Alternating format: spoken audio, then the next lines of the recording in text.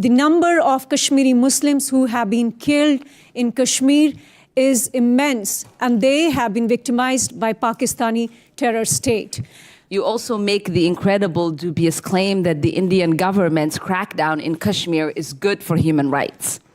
If it was good for human rights, Ms. Singh, it wouldn't be happening in secret.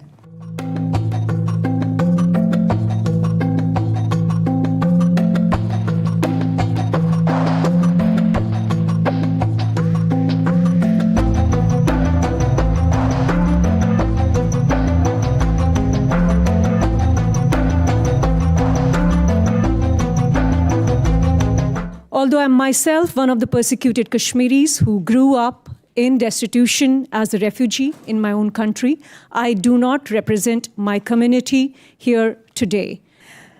The fundamental point that I'm trying to make is the victims in Kashmir are the ones who have been killed and massacred by Pakistani-sponsored terrorists.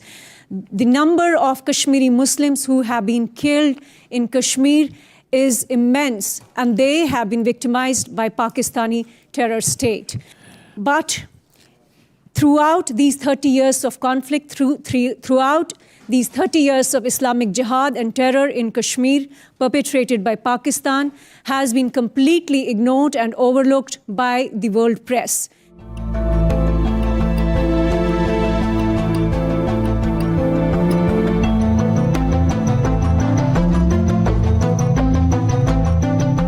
Ms. Singh, as a reporter's job is to find the objective truth about what's happening and report it to the public.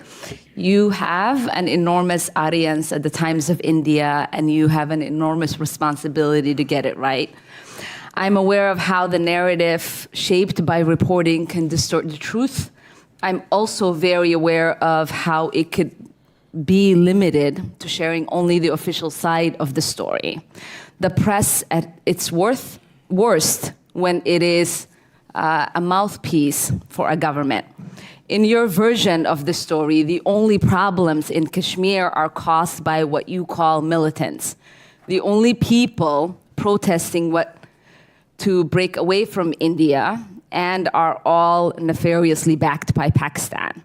You also make the incredible, dubious claim that the Indian government's crackdown in Kashmir is good for human rights. If it was good for human rights, Ms. Singh, it wouldn't be happening in secret. You make what I might call a feminist case for the occupation of Kashmir and the communication shutdowns, saying it would be better for women.